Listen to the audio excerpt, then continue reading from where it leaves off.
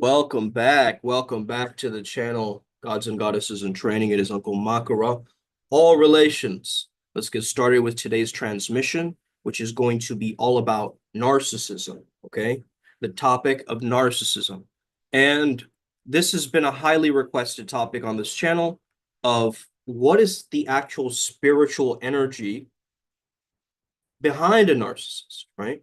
And how can you actually tell from a spiritual standpoint? Of course, you can read the DSM-5 right before bedtime, but that's not really going to get you the spiritual essence. So welcome. If you want a new perspective, a flow state lens, then let's get started today, okay? Great lesson today.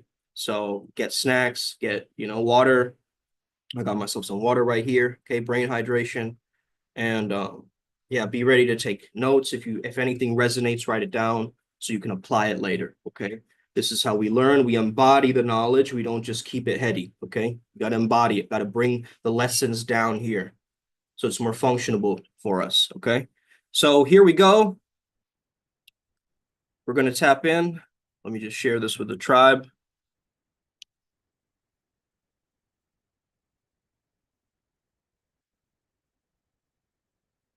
All right.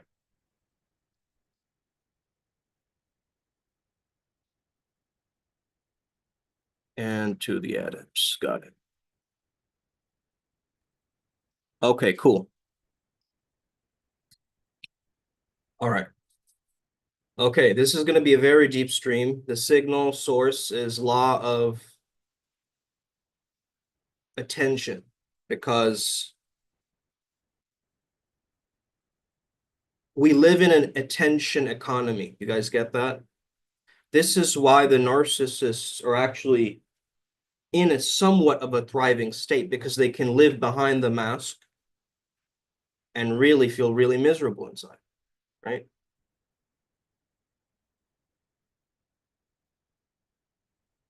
I refuse to believe that this is just a defense mechanism, okay, or a disorder, okay? I'm going to give you the spiritual angle of this today, all right? So welcome, grab a seat, get some popcorn. Let's get started. This is going to be a bumpy ride, okay? So seat belts on, seat belts fastened, okay? And fashioned, of course. You got that swagger. You already know. So a true narcissist is not just a personality glitch, right? He's a vessel or she's a vessel. It's an interface. It's a bridge between human form and something more ancient, more insidious. So what makes a being dangerous isn't their arrogance, it's their frequency. So he's emotionally charismatic, seemingly benevolent, but underneath it all, he's hosting something. Okay. Entities don't just choose people randomly, they attach to what they can feed them.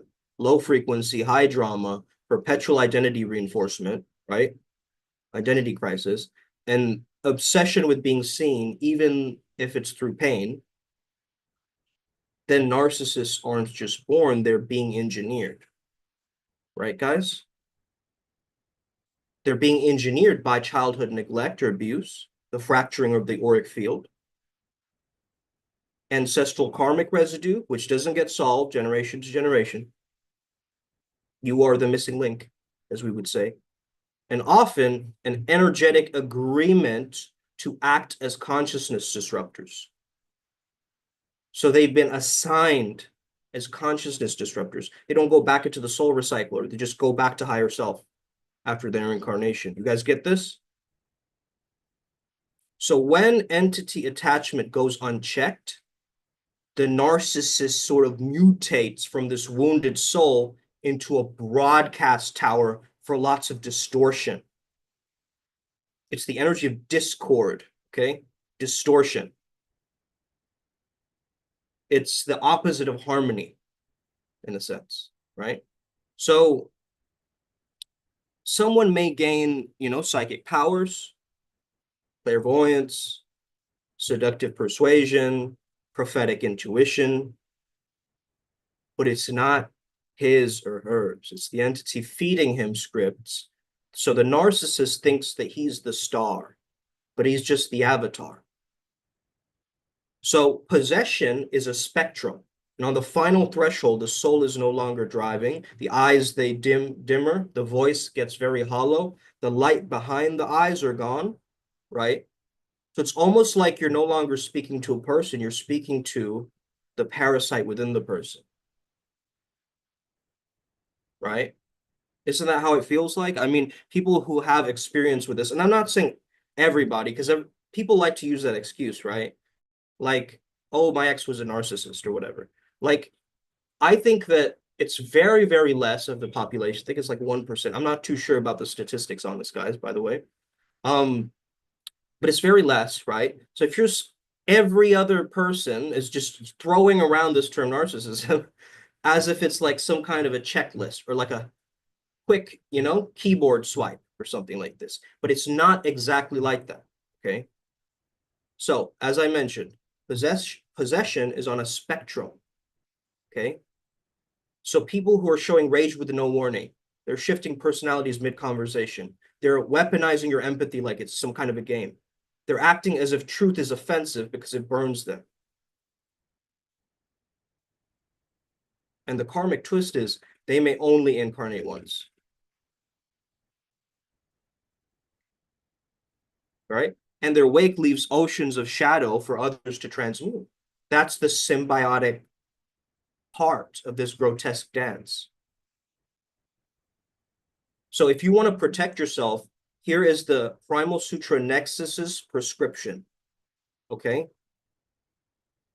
The Primal Sutra Nexus is a group of peak performance spirit guides that we work with under the banner of flow state entrainment, flow state mastery. The ability for you to weaponize your intuition and allow yourself to go from fear, which is you're still in the hologram, you're still programmed, to absolutely feeling free, which you're in the flow. You're in the quantum now. You're weaving, whatever you want to call it. These are just different words, right? But a shift of difference, right? When I was working with Samba, we came up with this thing, shift happens, right? You remember that, Samba? Shift happens, When shit happens, the shift happens. So we got to understand that there's always a shift happening.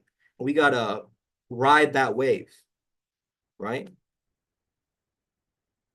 We got to ride that wave. We have to be surfers of our metaphysical world so that it has direct access to bleeding into, merging into our physical. Okay. So back to the topic of narcissists, right? So this is the prescription. Discernment without detachment. Okay. And there's another type of discernment through detachment, right? There's discernment without detachment, then there's discernment through detachment. So when you feel and you don't fuse, okay? You need shielding, like a Jedi in a minefield. So you need protection, energy protection, spiritual hygiene, high frequency living. Entities cannot feed on those who vibrate out of their reach. Yeah, they're heavily possessed, right? Samba, yeah. I mean, a majority of narcissists, I would say, have entity attachments, brother. And this is why I'm bringing it up as a topic.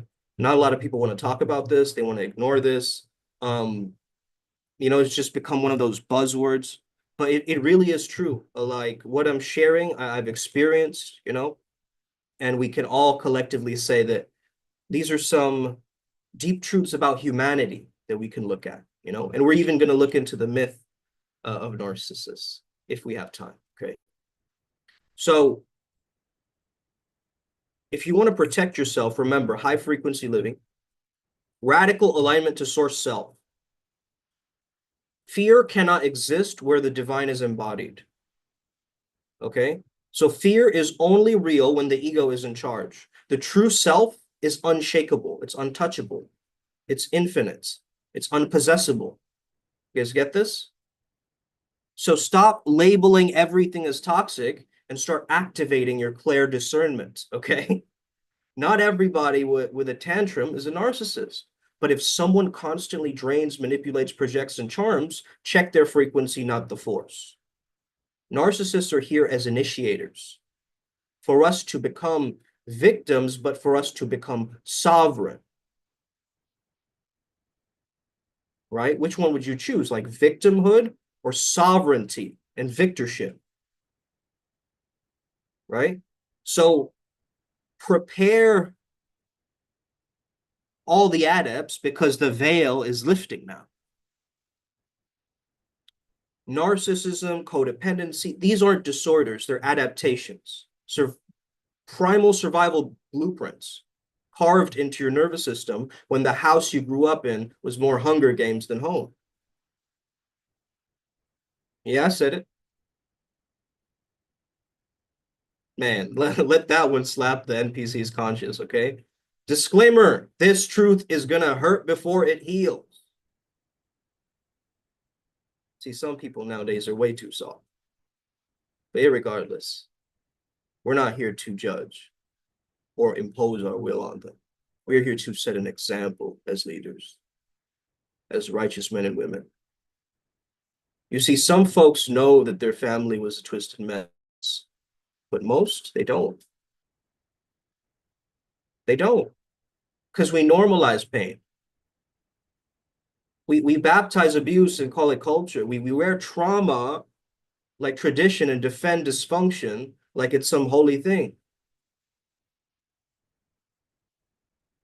And when I say dysfunctional, I don't just mean like yelling and belt beatings, okay? In an Asian household, maybe, okay? But I mean systems where nobody's needs actually get met in a way that grows the soul.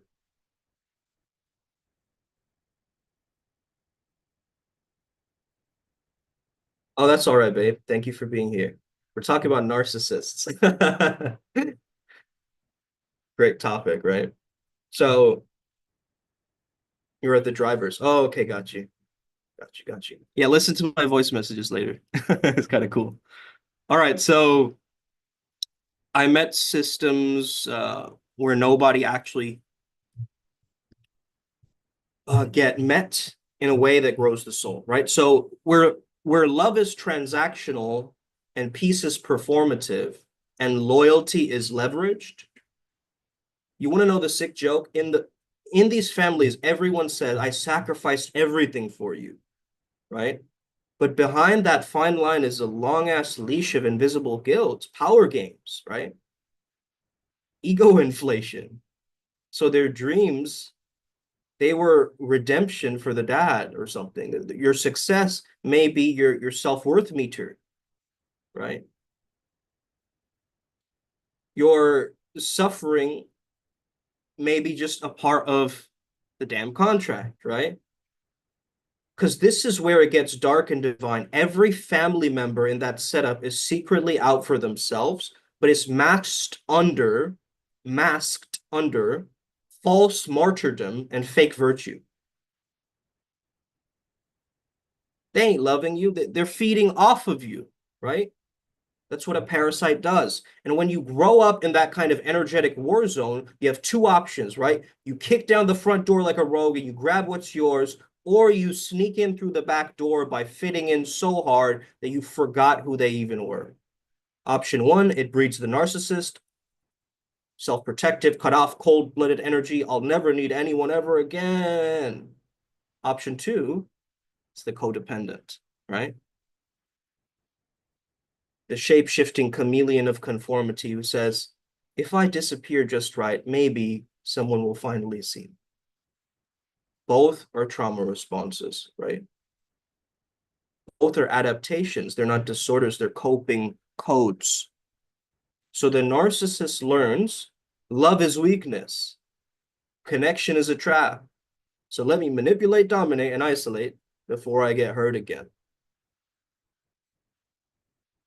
They become grandiose, performative, parasitic, because deep down, they're actually starving for real connection.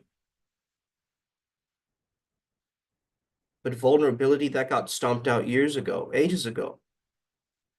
And the codependent learns, if I disappear into your needs, maybe I'll feel safe. Right? So they martyr themselves for approval. They become helpers, fixers, peacekeepers. Of course, this is a good thing, but it's not out of love. It's out of sheer survival instinct. Right? So then kindness becomes a currency, or goodness becomes a strategy.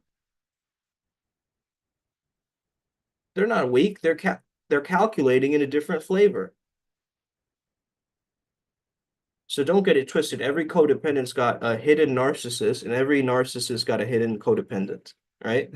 It's like yin and yang, right? It's a dance of masks, a pendulum of pain. And we flip roles depending on the power dynamic. Babe says, I hope I didn't scare you. No, I was tuning into my guides and they told me you were safe, so I wasn't too worried.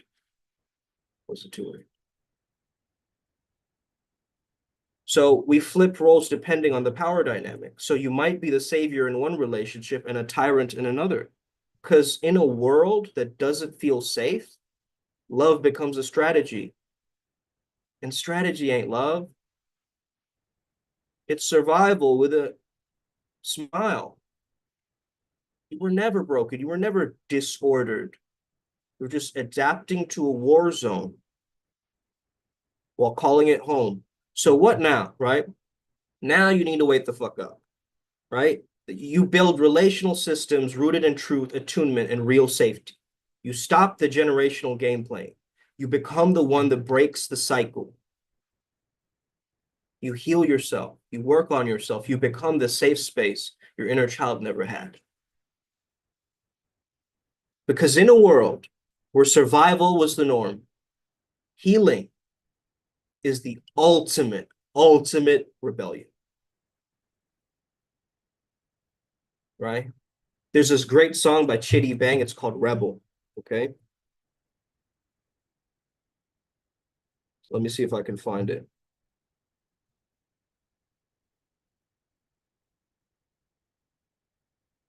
It's like a very high-pitched type of instrumental. Hold on. Let me see if I can speed it up that way. It'll sound very weird sped up, but we got to follow the YouTube laws, right? I said we back, yo. Bro, back to engineers. Fucking me at the beers. Flow cutting edge, all I'm mixing is some gears. I got the game mirrored and it's close to the mirrors. And both of you are to be honest up in here. Okay, so that's the energy. Da, da, da, da, da, da, da, da, da, da. Okay, that's the rebellion. That's the code that I hear the rebellion through. So I can send this to the adepts too after. This is a real revolution, guy. So yes, like, share, whatever, but most importantly, look in the mirror and promise your soul, we're done surviving. We're finally going to start living. Right? Mic drop. Text you on WhatsApp maybe after 30 minutes. That's okay. Sure, babe. All right. So look, if your life is a revolving door of narcissists, do you ever stop to wonder why? Why does every lover, boss, or a so-called friend end up acting like the main character in your trauma musical?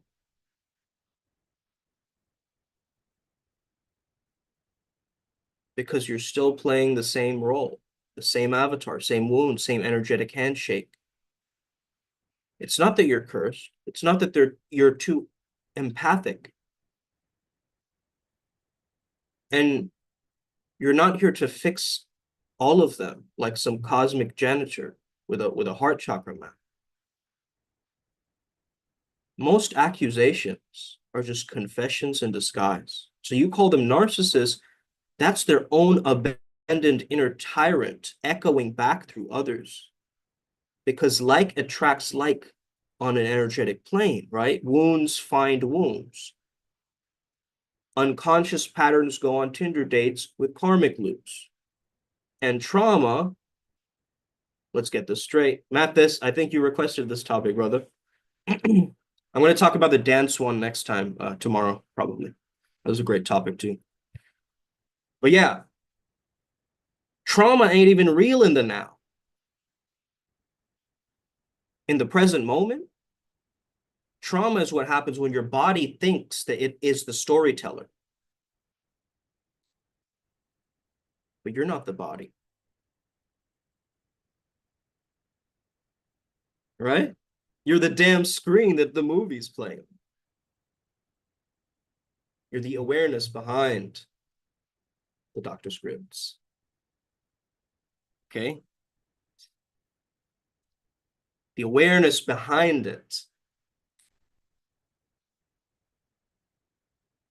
You're the awareness behind the script. And if you're truly present, you'll notice trauma starts to dissolve. I actually started to see my anxiety that was coming up as healing that was happening in my body as it was releasing stress. And therefore, the process became more effortless. I don't know if it was a reframe. It just felt like that's what was happening, just like how dreams are fleshing out our negativity too, right? That's just what felt like was happening to me. So, and for the narcissist, they're not glitches in the matrix, they're actors in the play of your self-liberation, right? They poke your boundaries because you forgot where you left them. So they demand your praise because you ain't learned to validate your own damn work.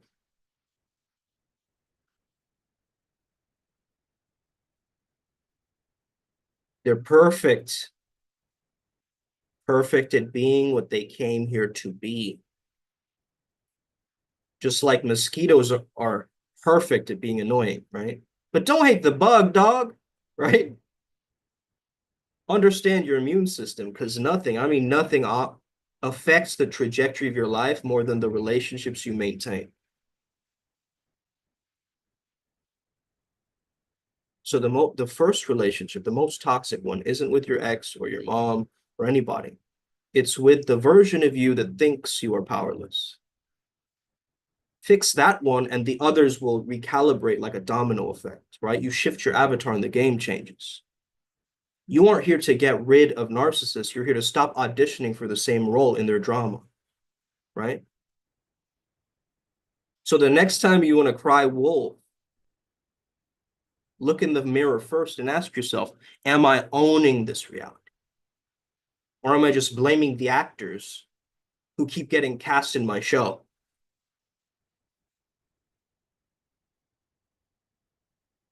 We're cutting cords, patterns, and illusions, man. Now go make some damn space. Clear the stage to the real you who's got a standing ovation waiting, an applause waiting, right? Mathis says, started shadow working and all the blind spots showed and showing up, as you said, change the story, change the energetics, done. So be it, Swaha. All right. So let's look into the narcissist myth, okay? Oh man, I love mythology. Okay. Let's get started today. I'm really excited about this. Guys, give this video a thumbs up so it just like tickle the algorithm for me, man. Okay? We all know it's difficult to be an influencer, right?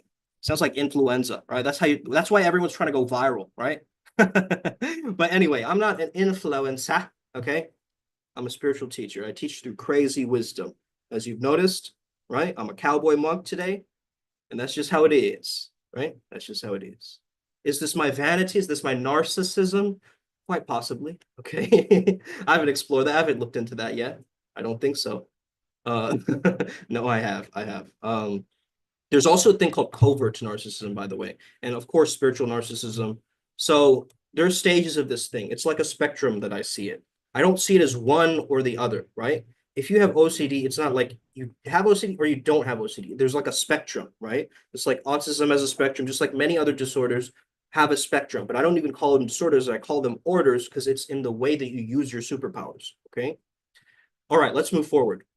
But a lot of mental unrest, dis-ease may be related to entity attachments too. Okay, just throwing it out there. Let's look at the narcissist myth. Okay. So let's understand something really clearly, right, guys? Vanity, being vain, is not confidence.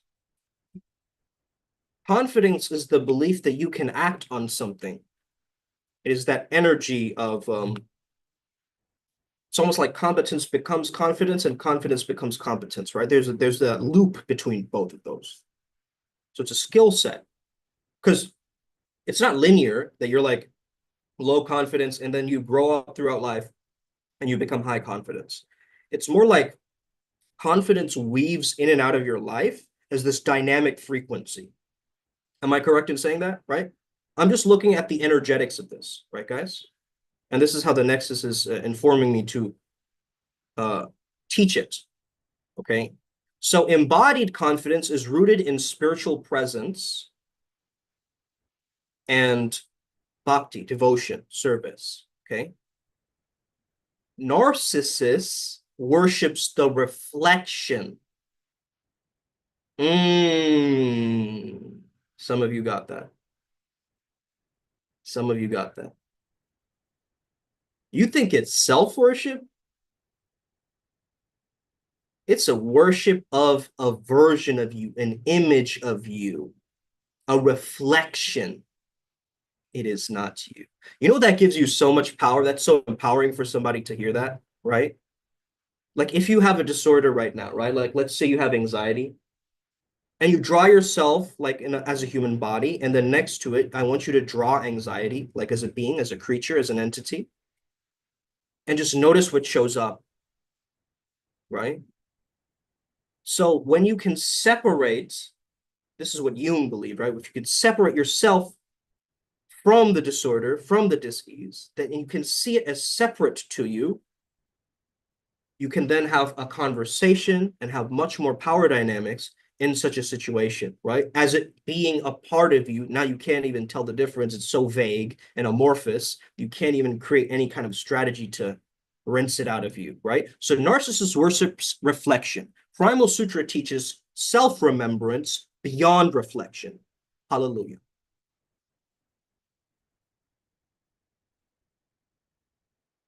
Okay? Self-remembrance beyond reflection. So flow state or flow doesn't arise from staring at yourself. It arises when you forget yourself completely, right? In divine action. Masters of spiritual bypassing materiality mindset, mostly from my knowing. Most narcs, I love that word, bro. Narcs. Yeah, this is like narcotics agents because that's what they are, right? But yeah, narcissists are competent in one area and incompetent in the emotional areas, as I'm learning this came. Yeah. Remembrance over reflection. Yeah. Yeah, exactly. So an echo represents the mute inner feminine.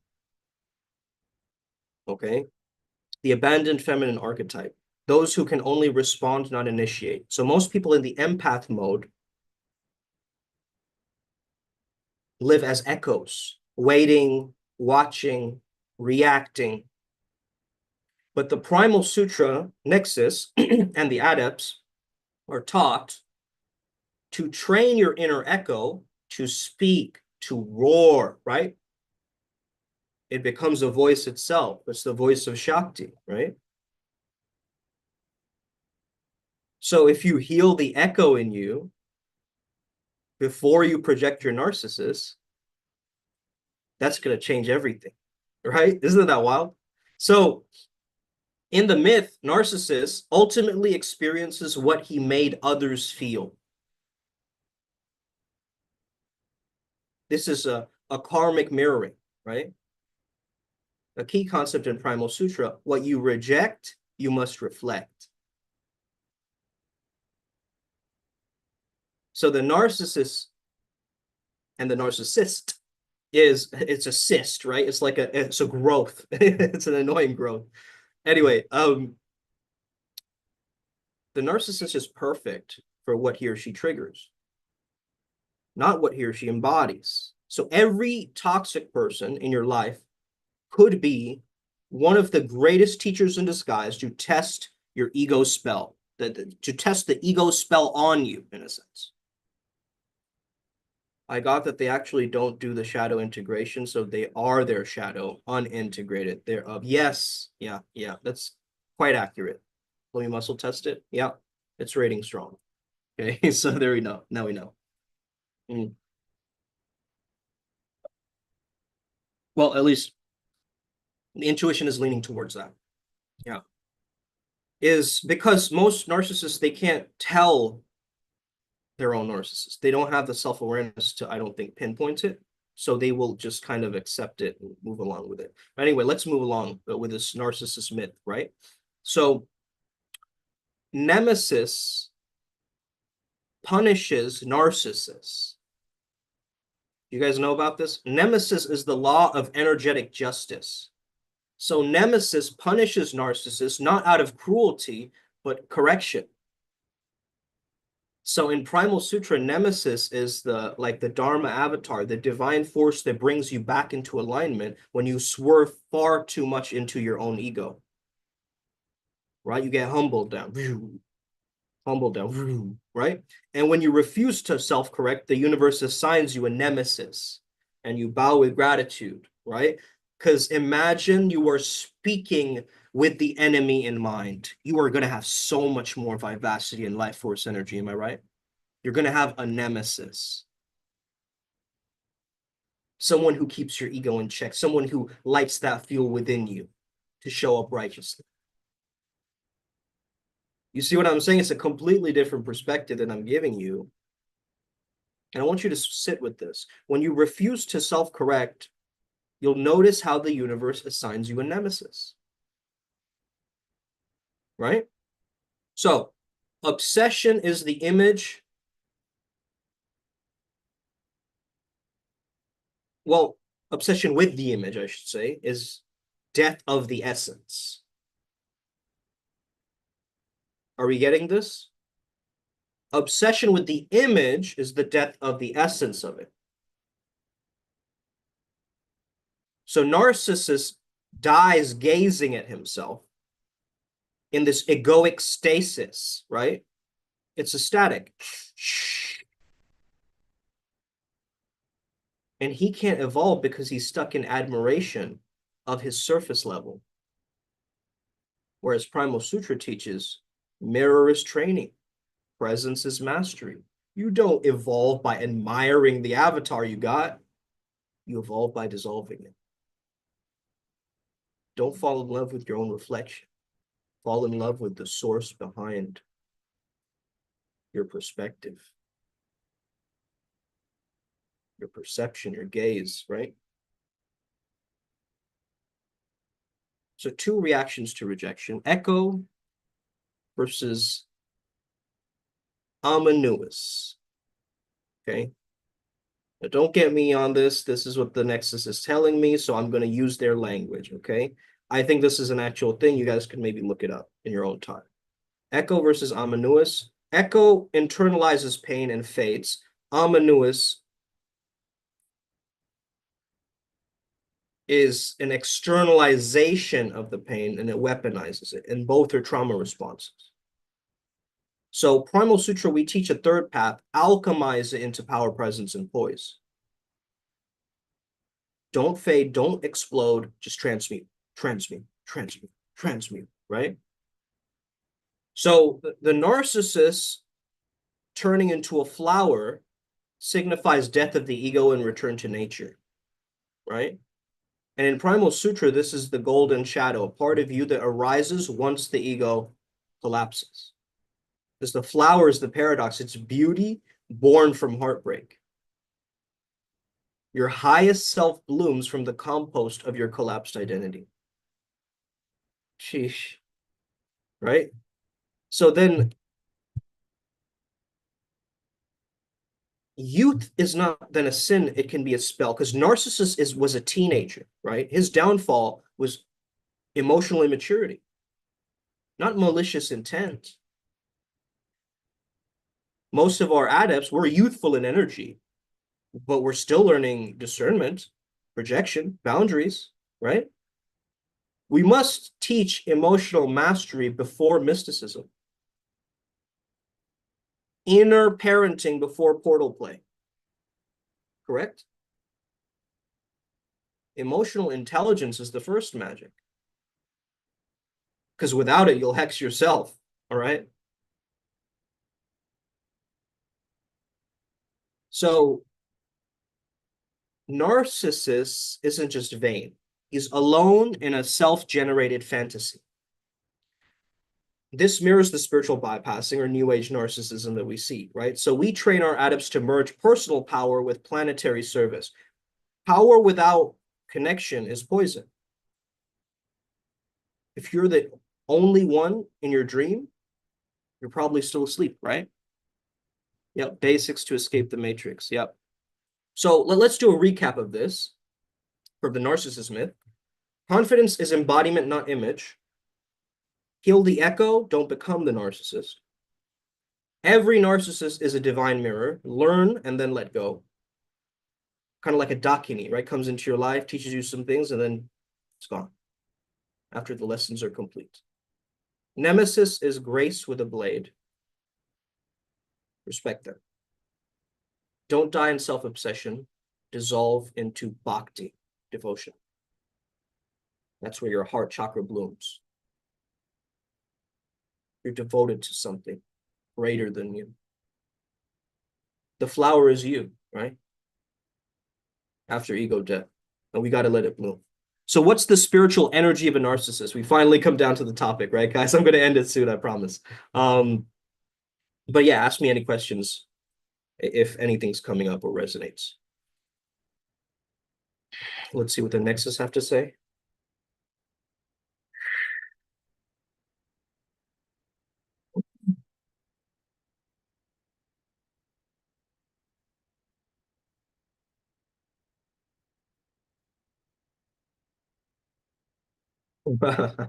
Okay, they're saying this is not a mental health pamphlet or a DSM bedtime story. This is the vibe of somebody that isn't just off, but it's zizzy, glitchy, like static crawling under your skin, they're saying. Spiritual static. It's not just sociopathic or a defense mechanism. Self-defense shouldn't require soul destruction, they're saying. But these entities, especially the lower valence entities in the lower astral, they destroy families, careers, health, dreams, futures. So they don't hurt you. They hollow you out and then they smile about it, right? Are we getting this? So as we start to understand, this isn't just narcissism, okay? It's sadism with a smile. They relish because they never wanted a partner, they wanted prey. And the worst part is they'll groom you like angels and they'll walk into your life like seraphs in disguise. It's you and me against the world until the mask slips, and then you're in a psychological hostage situation type shit, right? And then they start rewriting your reality, gaslighting you with divine precision. So it's energetic predation, according to me. They bait you with charm, they control you with guilt, they torture you with chaos, and they sense that your nervous system cracking, they strike. Just like blood in the water for a shark, right? So like a parasite feasting on your collapse. And the kicker is these same entities, they go out in public and they play the saint, the pastors, the coaches, the therapists, the light workers. Have you seen wolves in priest clothes and demons in yoga pants? Yes, absolutely. And they aren't just narcissistic, they're possessed by a pattern of consciousness that hates truth, that mocks love, that feeds on control. And yet you're still expected to call it a disorder?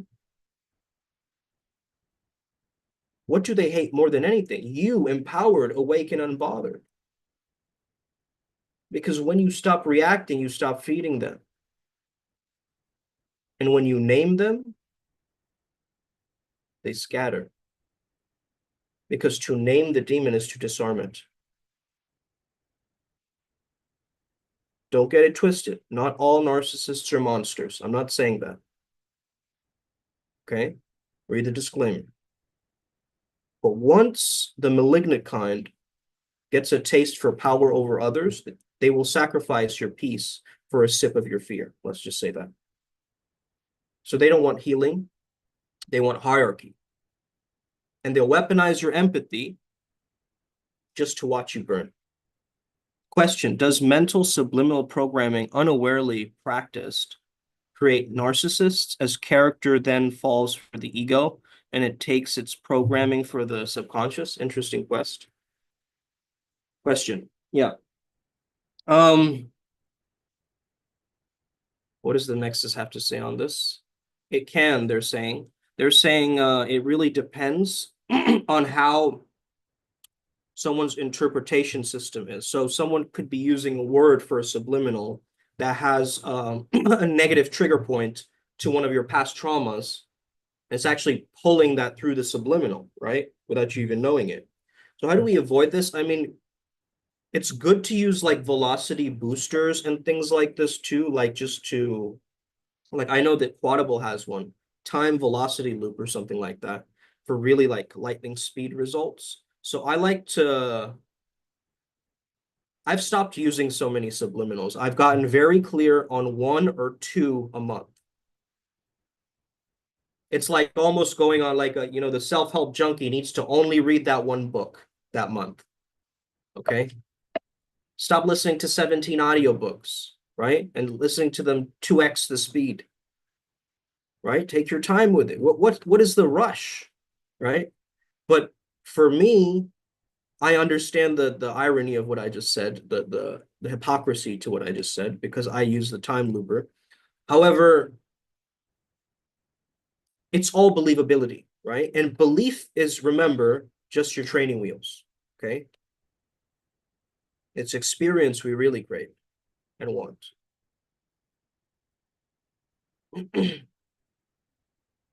So it can create an unintegrated archetype, if that makes sense. Yeah. Because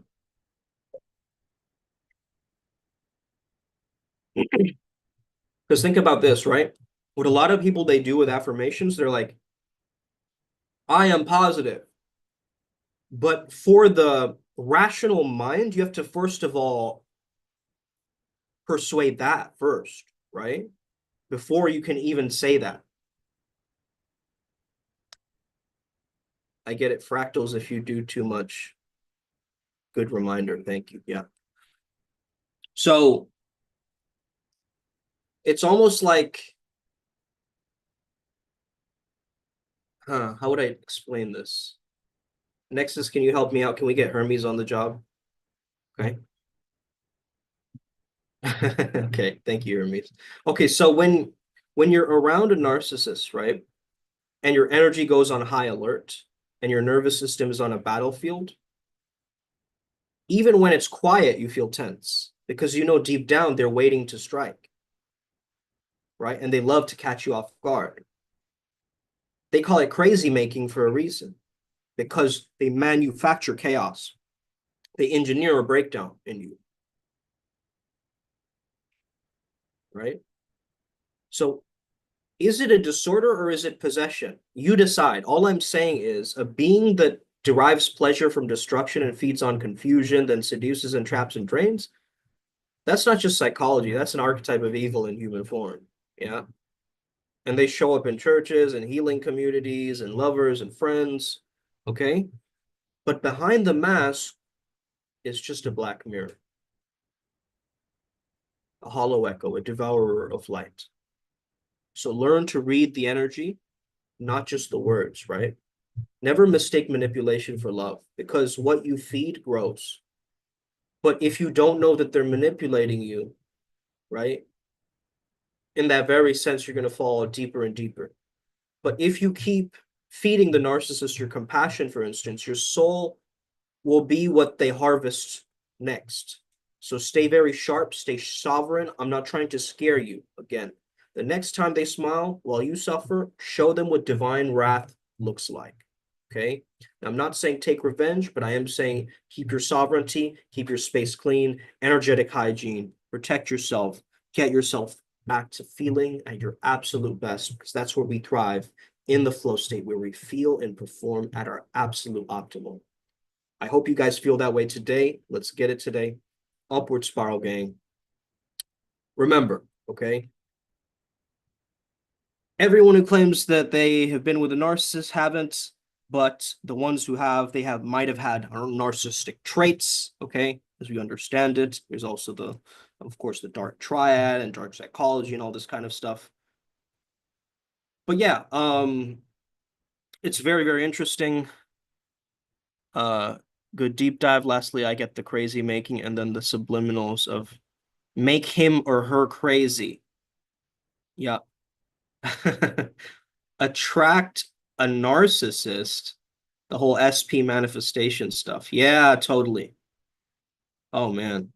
I don't even want to go there, Mathis. That's a weird space, man. The SP community stuff. Yeah. Manifest your specific person, right? It's a very specific individual. In fact, it's an image, right? It's the same thing Narcissist is doing, bro, right? Falling in love with an image is not the same as falling in love with the essence or the soul of somebody else. Can we get an amen and a swaha for that, right? Can we get a mashallah for that? Can we get any other religious context for that, right? On Tao, on God, on infinity, on flow. We already got this. You got this. Upward Spiral Gang, thank you so much for tapping in. Have an incredible rest of your day. May the flow be with you. Let's protect ourselves from these narcs, okay? Let's get Upward Spiral. Let's win. Let's win today.